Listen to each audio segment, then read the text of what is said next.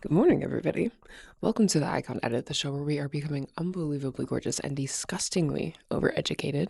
My name is Monet, fellow icon in training and host of the show. I do all the research, share everything I learn with you. You share anything and everything you know/want to share on the subject back with me and others, and we all grow hotter and more educated together, right? Book of the week. Oh yeah, still in my Greek phase. I read 1,000 Ships, which is from the perspective of all the women of Troy. So it's from the perspective of Helen a little bit, but less so because I think Helen already gets a lot of attention and notoriety as it is. So it's a lot more from like Penelope's point of view, Hecabe's point of view. It gets into the Amazons for a minute. It is so much fun, a really just fun and empowering read. So highly recommend. With all that being said, let's get into our subject for today. So in today's episode, we're getting into the first actionable step of your rebrand journey. If you watched my last episode, that was the first step to inspire and find a blueprint, in a sense, to begin your rebrands and kind of point you in the right direction. Now we're getting into the first actionable step. We're getting into how to carry yourself in a way that exudes power, confidence, and allure. How you move is one of the biggest factors of how you're perceived. Yeah, it's really never talked about. We talk endlessly about confidence and body language, but no one really breaks down those little micro movements that separate the woman from the icon. The way you walk into a room, how long you hold eye contact for, what your hands are doing when you speak, and the pace of your movement. These details are very subtle, but they are everything. Today we're breaking down what iconic women through history. Hey, this is Monet, editing Monet here. Clearly, I accidentally muted myself, so I have everything, or basically everything I said, roughly more or less here.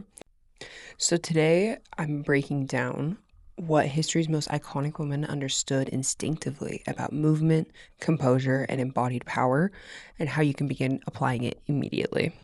I must say, as I was researching this, I realized I have been doing things wrong. As soon as I started intentionally applying these aspects of my life, I don't even care if other people noticed how different it was, but I viewed myself very differently after applying all the things I learned today, or for this episode.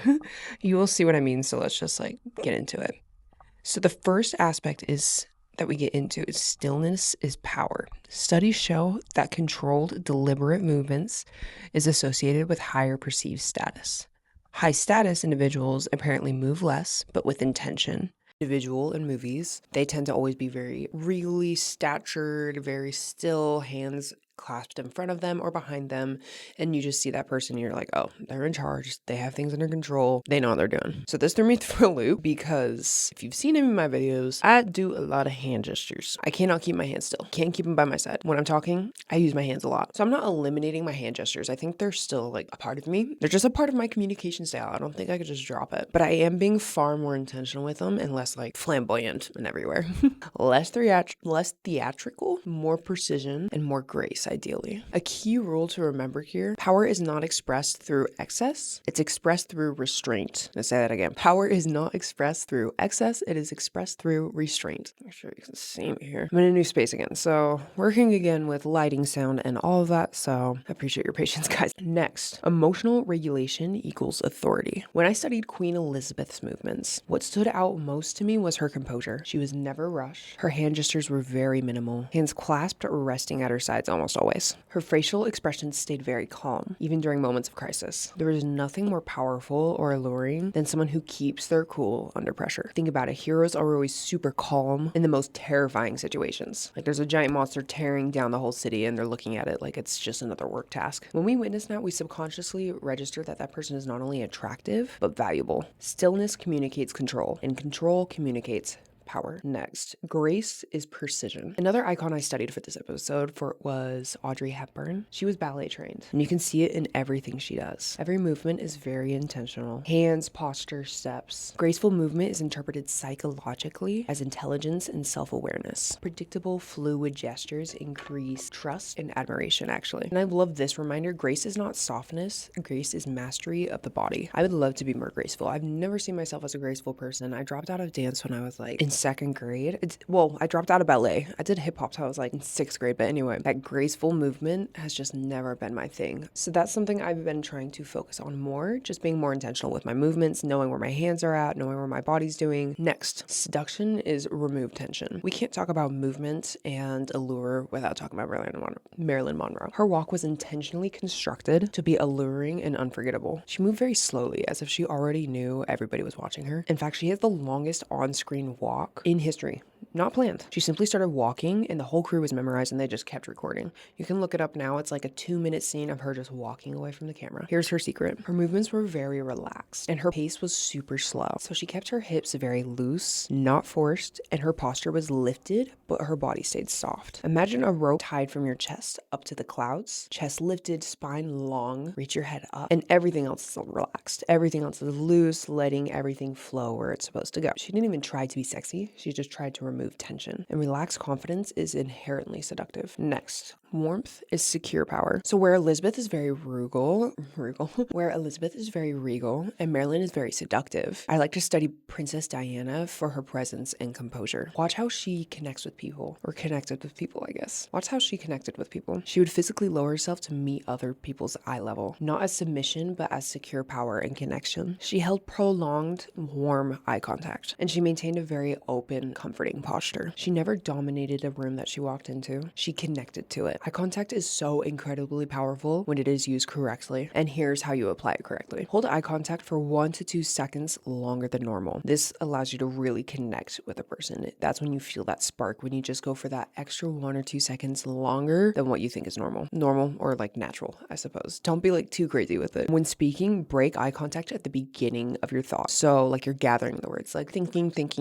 and then you nail the eye contact at the end. This signals confidence, intelligence, and emotional presence. So let's get into the psychological consistencies with movement that you need to apply to become the composed icon we all want to be. So across the board, studies show slower walking equals higher perceived authority, fewer gestures equals higher perceived intelligence, and stillness equals confidence. And lastly, pauses before speaking equals leadership presence. So don't rush to fill silence. You let silence work for you. Silence is your new power. I think I've gone into that a lot. I do this too. I fear silence. I feel like when I'm with somebody and it's quiet, I just tend to yap just to fill the silence. That is giving your power away. Let there be silence. Let it sit. Let them fill it if they so need and let them talk. But silence equals power, essentially. So pauses before speaking equals leadership presence. Whenever you're about to say something, think for a second. Think about what you're going to say. Like I said, make sure it's worth your time and make sure it makes sense.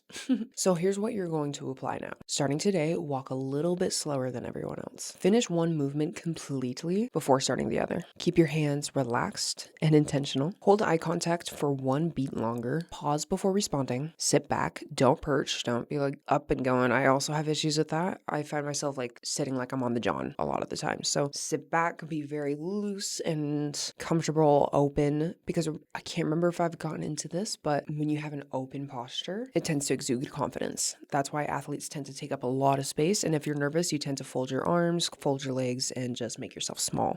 So when you're sitting, be very open, very comfortable, and take up a lot of space, honestly. Don't be like ridiculous, but make sure you check your movements, make sure you're not closed in on yourself, make sure your shoulders are back and open, your spine is straight.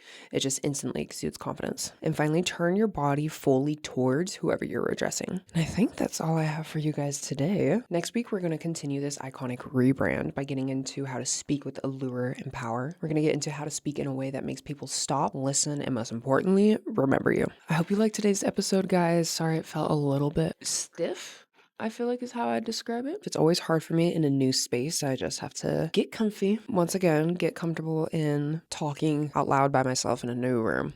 For some reason, it's like hard for me to get used to that. But yeah, thank you so much for tuning in today. I'm looking forward to next week. Be sure to invite all our fellow icons in training so we can build our super community. If you liked today's episode, please give me a like. It helps me out a lot. Comment something that you know on the subject, something that I missed, something that I maybe got wrong, but do it nicely, please. Please do it nicely. I'm very sensitive. And we can all build off of each other, become even more hot and amazing and intelligent and amazing and beautiful. Please subscribe so you don't miss a single episode of our iconic rebrands and journey to become beautiful, iconic women. That's all. Thank you so much, guys. I'll see you next week.